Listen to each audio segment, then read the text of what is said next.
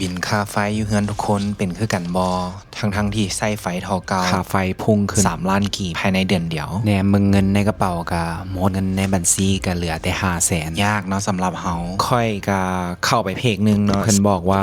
ไฟโซลาร์เซลล์ของเพิ่นเป็น1,000 วัตต์เนาะซื้อมาในราคา400,000ส่งฝากอนุสิทธิ์มาเลย หลังจากได้เครื่องเนาะค่อยก็แกะเบิงอยู่ในกล่องเพิ่นจะแถม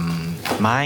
รีโมทแล้วก็ทางแต่มีสิ่งหนึ่งที่ค่อยเอะใจคือความสว่าง100ลูเมนต่อวัตต์เนาะ100คูณ 1,000 เท่ากับ 100,000 ความสว่าง 100,000 ความสว่างต้องเท่ากับหลอดไฟยาว50 ดอกหรือดอกไฟป้อม100 ดอกซึ่งอันนี้มันยังบ่ฮอดแสดงว่าค่อยถึกตัวค่อยถามตนเองว่าจะทนอยู่กับความบ่ยุติธรรมแบบนี้ไปตลอดชีวิตบ่ค่อยเบื่อค่อยบ่ไหวแล้วค่อยสิสร้างของตนเองก็ได้ต่อให้บ่มีให้เบิ่งข่อยก็สิสร้างโซลาร์โลถ้าเจ้าเป็นคนหนึ่งที่เคยถึกตัวหรือต้องได้จ่ายค่าไฟฟ้าที่แพงๆข่อยเจ้าติดตามข่อยไว้พวกเขาจะไปสร้างโซลาร์เซลล์นำกัน